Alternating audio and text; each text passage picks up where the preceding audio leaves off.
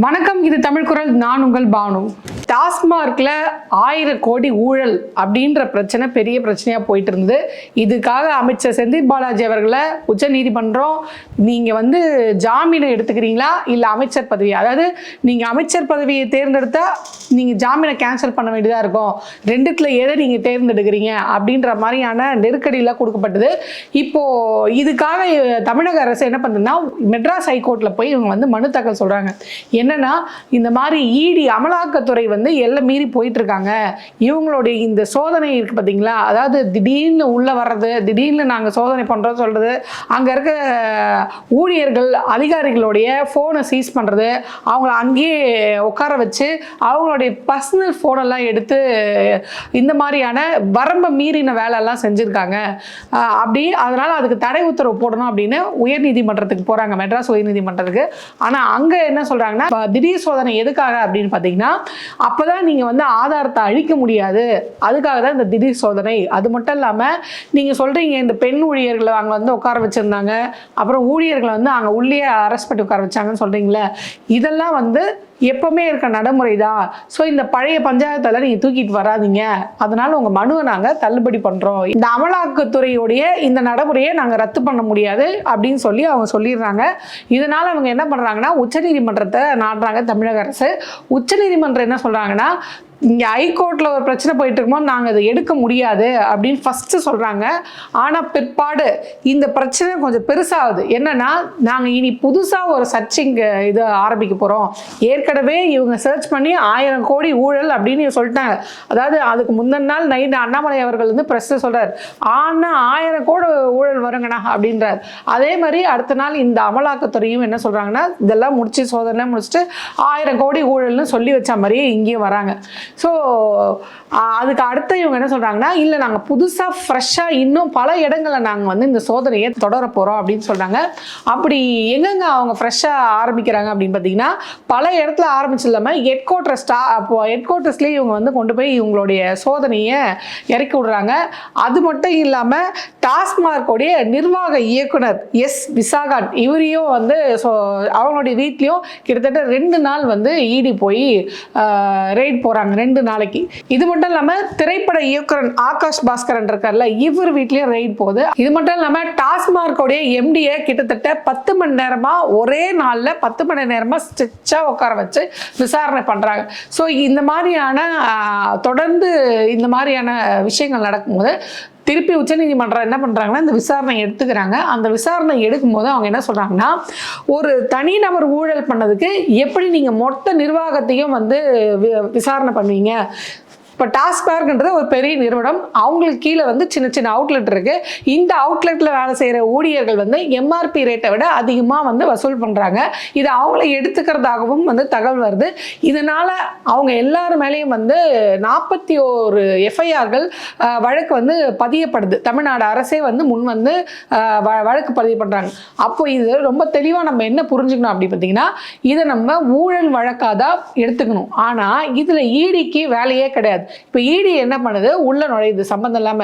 இடியோட வேலை ஒரு பிளாக் மணியை ஒயிட் மணியா மாற்ற முயற்சிக்கிறாங்க பார்த்தீங்களா, அதாவது மணி லாண்டரின்னு சொல்லுவாங்க. இந்த மாதிரி செய்யறவங்கள தான் இடி விசாரிக்கிறதுக்கான அதிகார வரம்பு இருக்கு. ஆனா இவங்க சம்பந்தமே இல்லாம ஊழல் வழக்குல இவங்க ஏன் தலையீடு பண்றாங்க அப்படின்னு இன்னைக்கு உச்சநீதிமன்றத்துடைய தலைமை நீதிபதி BR கவாய் அவர்கள் சொல்றாரு. உங்களுக்கு அங்க என்ன வேலை, எஃப்ஐஆர் போட்டு வச்சுட்டாங்க. அதாவது 2014-21 41 எஃப்ஐஆர் போடப்பட்டு பிரச்சனைக்கான இது நடந்துட்டு இருக்கு. அப்போ அங்க அமலாக்கத்துறைக்கு என்ன வேலை அப்படின்னு அவர் கேட்டிருக்காரு. அது மட்டும் இல்லாம இப்படி பர்சனல் போனை சீஸ் பண்றது, அதை காப்பி பண்றது, அந்த டேட்டாவை எடுக்கிறதுன்றதும், அது மட்டும் இல்லாம அங்க விசாரணை எப்படி இருந்தது அப்படின்னு பாத்தீங்கன்னா ரோவிங் அண்ட் ஃபிஷிங் அப்படின்றாங்க. அதாவது இவங்களாம் ஒரு விஷயத்தை தீர்மானம் பண்ணிட்டு இவங்க போய் விசாரணை பண்றது, அதுக்கான பதிலை எப்படியாவது வர வைக்கிறது, விசாரணைன்ற பேர்ல திருப்பி கேட்டு அவங்க ஒரு ஆன்சரை ஆல்ரெடி மைண்ட்ல செட் பண்ணிட்டு வந்திருக்காங்க. அதை தான் பதிலா அந்த எதிர்த்தரப்புல இருக்க கொடுக்கணும் அப்படின்றத அவங்க எதிர்பார்க்குறாங்க. இது மட்டும் இல்லாமல் பிரச்சனைக்கு சம்பந்தம் இல்லாத கேள்வி எல்லாம் இந்த விசாரணை கேட்கப்பட்டதாகவும் டாஸ்மார்க் மற்றும் தமிழக அரசு சார்பில் வாதாடின வழக்கறிஞர் வந்து சொல்றாங்க. இதை கேட்ட தலைமை நீதிபதி என்ன சொல்றாருன்னா, ஏன் இப்படி அத்துமீறீங்க, உங்களோட லிமிட்டை நீங்க வந்து கிராஸ் பண்றீங்க, இந்த நடவடிக்கை அமலாக்கத்துறையோட இந்த நடவடிக்கை கூட்டாட்சி அமைப்பையே இது வந்து சிதைக்குது அப்படின்ற கண்டனத்தையும் அவர் தெரிவித்து என்ன பண்றதுன்னா இடைக்கால தடையை கொடுக்குறாரு. இந்த இடி வந்து இப்போதைக்கு டாஸ்மார்க் விசாரணை பண்றதுல இடைக்கால தடையை கொடுத்துறாரு. ஸோ இந்த விஷயம் இப்படி போயிட்டு இருக்கும்போது இன்னொரு பூகம்பம் சினிமா வட்டாரத்துக்குள்ள பெருசா வெடிக்க ஆரம்பிச்சிருக்கு. இதுல பல திரைப்பிரபலங்கள் மாட்ட போறதா ஒரு நியூஸ் வந்து வருது. ஸோ ஏன் திரைப்பிரபலங்களுக்கும் இடி ரெய்டுக்கும் என்ன சம்பந்தம், டாஸ்மார்க் பிரச்சனைக்கும் திரைப்பிரபலங்களுக்கும் என்ன சம்பந்தம் அப்படின்ற கேள்வி வருது இல்லையா. விஷயம் என்ன அப்படின்னு பாத்தீங்கன்னா, இந்த வழக்குல இந்த ப்ரொடியூசர் ஆகாஷ் பாஸ்கர் என்ற விசாரிச்சாங்க சொல்றாங்க பாத்தீங்களா, இவங்களோட பிக்சர்ஸ், அதாவது இவங்களோட ப்ரொடக்ஷன் கம்பெனி பேர் தான் டான் ப்ரொடக்ஷன் கம்பெனி. இந்த ப்ரொடக்ஷன் கம்பெனில இப்ப சமீபமா யார் யார் நடிச்சிருக்காங்க அப்படின்னு பாத்தீங்கன்னா, சிவகார்த்திகேயன், தனுஷ் மற்றும் சிம்பு இவங்களுடைய ப்ராஜெக்ட்ல சைன் ஆயிருக்கு. இவங்களுக்கு சம்பளம் பேசப்பட்டிருக்கு. ஆக இவங்களுக்கு இந்த சம்பளம் பேசப்பட்டிருக்கு பாத்தீங்களா, இதுல பல கோடி ரூபாய் கைமாறப்பட்டிருக்கு. அதற்கான ஆதாரம் ஈடி கிட்ட இருக்கிறதாகவும் அதை வைத்து இனி அடுத்த கட்ட விசாரணையா இவங்க 3 பேர் தான், அதாவது இந்த திரைப்பிரபலங்களான சிவகார்த்திகேயன், சிம்பு மற்றும் தனுஷ் இந்த 3 பேரையும் விசாரிக்க போறாங்க.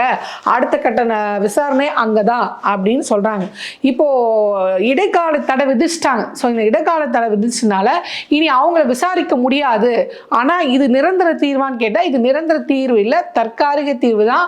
அதுக்கப்புறம் இந்த இடைக்கால தடை முடிஞ்சு, அதாவது இப்போ இந்த கோர்ட் லீவ்ல இருக்கு பாத்தீங்களா, இது முடிஞ்சு திருப்பி கோர்ட் ஆரம்பிக்கும் போது இது விசாரணைக்கு வரும்போது இந்த பிரச்சனை என்னவா வெடிக்க போகுது, யார் யாரெல்லாம் உள்ள வந்து மாட்ட போறாங்க அப்படின்றத நம்ம பொறுத்து இருந்து அதை பார்ப்போம். அதாவது விஜய்னு ஒருத்தர் இருந்தார், அதாங்க இந்த தாவேகா கட்சி பனையூர் ஆஃபீஸ்ல இருந்துட்டே ஒர்க் ஃப்ரம் ஹோம் பண்ணுவார் பார்த்தீங்களா, அவரே தான். அவர் இப்போ சமீபமாக ஆளையும் காணும் அட்ரஸையும் காணும். அவர் வந்து கொஞ்சம் வேலை பார்ப்பாரு, அதுவும் வந்து நினைச்சா போஸ்ட் போடுவார், ட்விட்டு போடுவார், அதை தான் செய்வார். இந்த மாதிரியான தீவிர அரசியலில் தான் அவர் இருந்தார். அந்த மாதிரி தீவிர அரசியலில் கூட இப்போ ஆளை சமீபமாக காணுமே அப்படின்ற கேள்வி வருது. ஏன் அப்படின்னு பார்த்தீங்கன்னா, பொதுவாக அவருடைய மேடைகளில் அவர் என்ன சொல்வாருன்னா, எங்களுடைய முழு நேர எதிரி திமுக தான், திமுக பாஜக தான் அப்படின்னு சொல்வார். இப்போ இந்த ஆளுங்கட்சியா இருக்கிற திமுக அவங்களோட ஆட்சியில இப்படி ஒரு விஷயம் நடந்திருக்கு. அதாவது டாஸ்மார்க்ல 1000 கோடி ஊழல் அப்படின்ற பிரச்சனை நடந்திருக்கு. இது எவ்வளவு பெரிய பிரச்சனையை மாத்தலாம். நீங்க வந்து முதல் தேர்தலை சந்திக்க போறீங்க. அப்போ இதெல்லாம் எடுத்து வச்சு நீங்க பேசி மக்கள் கிட்ட இது பண்ணிருக்கலாம், பிரஸ் மீட் வச்சிருக்கலாம், போராட்டம் பண்ணிருக்கலாம், கண்டனம் பண்ணிருக்கலாம், ஆர்ப்பாட்டம் பண்ணிருக்கலாம், இல்ல சம்பந்தமே இல்லாம get out Stalin, get out மோடின்னு போட்டிருக்கு பாத்தீங்கன்னா, நடுவுல வந்து திவிக ஃபார் தமிழ்நாடுன்ட்டு அடிக்கிறீங்க பாத்தீங்களா, அந்த மாதிரி ஏதாவது ஒன்று பண்ணிருக்கலாம். ஆனா அவரும் பண்ணல, அவங்க கட்சி தொண்டர்களும் எதுவும் பண்ணாம சைலண்டா இருக்கிறாங்க. ஏன் அப்படின்ற கேள்வி வருது. இந்த மாதிரி இடி ரெய்ட்ல 1000 கோடி ஊழல் வந்திருக்கு. இவர் ஏன் வாயே திறக்காம இருக்காரு, திமுகவை எந்த விமர்சனமும் பண்ணாம இருக்காரு அப்படின்ற ஒரு ஃபர்ஸ்ட் கேள்வி.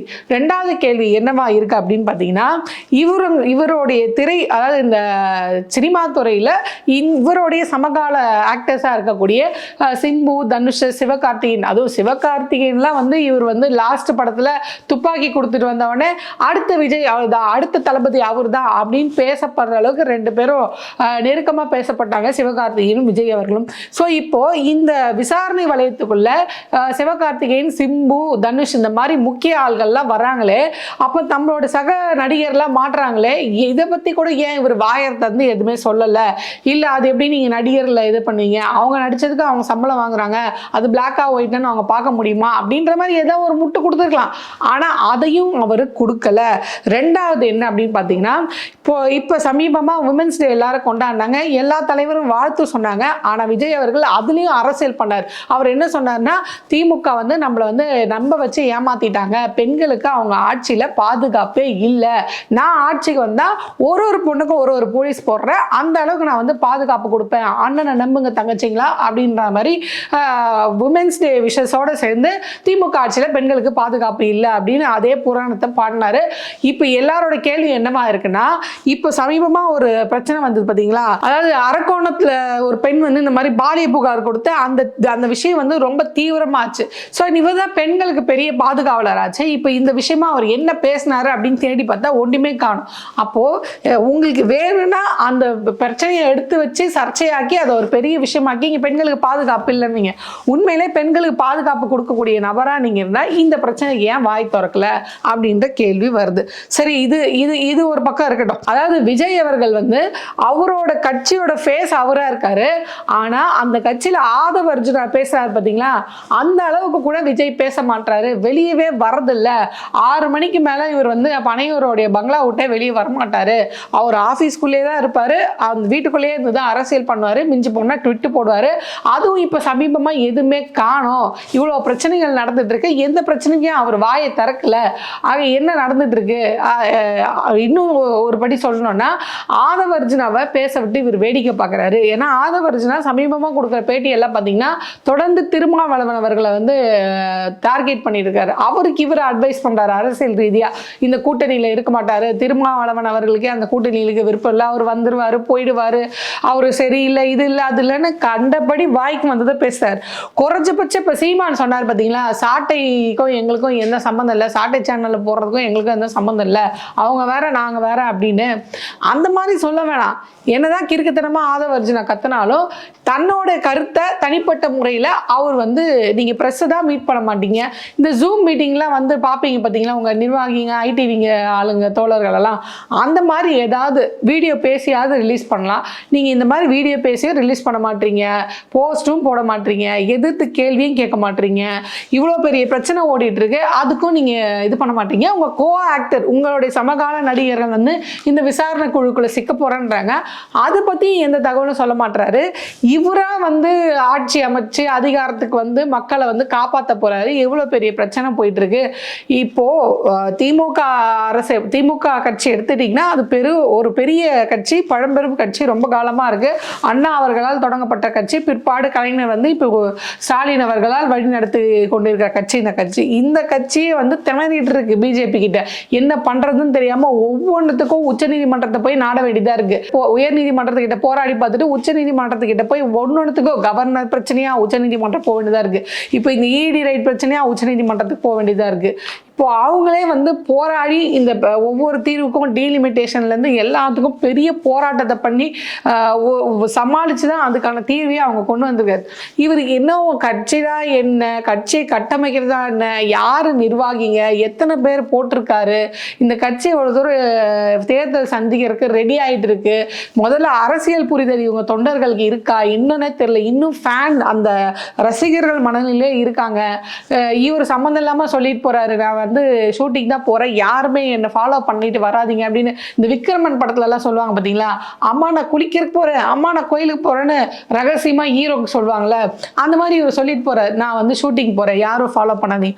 அவங்களும் அண்ணா ஒரு தடவை முடிவு பண்ணா உங்க பேச்சு நீங்களே கேட்க மாட்டீங்க, நாங்க மட்டுமா கேட்க போறோம், நாங்க எங்க பேச்சு கேட்க மாட்டோம், உங்க பேச்சு கேட்க மாட்டோன்னு அந்த கேரவன் மேல ஏறி ஆடி குதிச்சு இதெல்லாம் உடைச்சு அது விஜயே நடுங்கிறாரு, தம்பி வந்துடாதப்பா இருப்பா நான் தூக்கி போடுறேன்ப்பா மாலை தானே இந்தாப்பா அப்படின்ற மாதிரி அவரோட கட்சியோட சூழல் இப்படி போயிட்டு இருக்கு. கட்சி இப்படி இருக்கு, தொண்டர்கள் இப்படி இருக்காங்க. இவராது அரசியல்ல ஸ்ட்ராங்கா இருக்காரா, மென்மேலும் தன்னை மெருகேற்றிக்கிட்டாரா அப்படின்னு கேட்கும்போது அரசியல் செய்ய வேண்டியது நீங்க தானே. நீங்க வந்து கட்சி தான் ஒன்றும் இல்லாமல் போயிடுச்சு, பாஜக கூட சேர்ந்து எதிர்கட்சின்னு ஒன்று இல்லாமலே போயிடுச்சு. இப்போ அடுத்து இளைஞர்கள் யாரை நம்புறாங்கன்னா விஜயை தான் நம்பிட்டு இருக்காங்க. இவர் வரப்போறாரு, மாற்றம் தான் தரப்போறாரு அப்படின்ற மாதிரி எல்லாரும் இவரை எதிர்பார்த்துட்டு இருக்காங்க. ஆனால் நாட்டில் இவ்வளோ பிரச்சனை நடந்துட்டு இருக்கு, எதுக்குமே வாயை திறக்காம வீட்டுக்குள்ளே இருக்கிறது, ஷூட்டிங் போகிறது, இப்படி இருக்காரு. ஒன்று ஷூட்டிங்கு இதெல்லாம் முடிச்சுட்டு முழு நேர அரசியலில் இறங்கி என்ன களமோ அந்த களமாடுற வழியை பார்க்கணும். இல்லை ஷூட்டிங் தான் பண்ண போகிறேன், அடுத்தடுத்த படம் பண்ண போகிறேன்னா கட்சியை விட்டுட்டு போயிடுங்க அப்படின்ற மாதிரி இருக்குது. ஏன்னா அவரோட நடவடிக்கையை பார்க்கும்போது என்னவா இருக்குன்னா, நான் ஏதோ வற்புறுத்த இந்த புசி ஆனந்த் இருக்காரு, அவர் வற்புறுத்தி ஏதோ வாண்டடாக கொண்டு வந்து அரசியலில் தள்ளின மாதிரி எல்லா வேலையும் அவங்க இறங்கி பார்த்துட்டு இருக்காங்க. இவர் வந்து சைலண்ட்டாக இருக்காரா இல்லையா, வெளிநாட்டுக்கு போயிட்டாரா, உள்நாட்டில் தான் இருக்காரா அப்படின்ற தெரியாத அளவுக்கு இருக்காரு. ஸோ கொஞ்சம் நஞ்சம் அந்த அறிக்கை வந்துட்டு இருந்தது, இப்போ அதுவும் வரல. அதனால இது என்ன ஆக போகுதுன்னு தெரியல. ஸோ இந்த இடி ரெய்டு உடைய இடைக்கால தடை இருக்கு பார்த்தீங்களா, அந்த இடைக்கால தடை முடிஞ்ச பிறகு என்னென்ன பெரிய பிரச்சனைகள் நடக்க போகுது, யார் யார் மாட்ட போறாங்க அப்படின்றது தெரியல. ஆனால் ஒன்று மட்டும் உச்சநீதிமன்றம் ரொம்ப தெள்ள தெளிவாக சொல்லுது, ஒரு தனிநபர் பண்ண ஊழலுக்கு நீங்கள் ஒட்டுமொத்த நிர்வாகத்தையும் குறை சொல்றது தப்பு, அப்படி அது முறையாகாது. நீங்கள் ஏதோ வாண்டடா தேர்தல் வருது அதனால திமுகவை இதில் சிக்க வைக்கணுன்றதுக்காக அரசியல் பழிவாங்கும் நடவடிக்கையாக தான் இது இருக்கு. நல்லாவே தெரியும், ஏன்னா இது பிஜேபியோட ஸ்டைல் தான். டெல்லியில் நம்ம ஆம் ஆத்மி கட்சியை பார்க்கலையா, அவங்க என்ன பண்ணாங்க, தேர்தல் நெருங்க அவங்க மேலே என்ன மாதிரி வழக்கு போட்டு அவர் என்ன பண்ணி வெளியே வர விடாம பண்ணி ஜாமீன் கூட கொடுக்காம அந்த கட்சியை எப்படி உடைச்சாங்களோ அந்த நார்த் பேட்டர்னை அப்படியே கொண்டு வந்து தமிழ்நாட்டில் இம்ப்ளிமெண்ட் பண்றதுக்கான வேலையில தான் இறங்கியிருக்காங்க.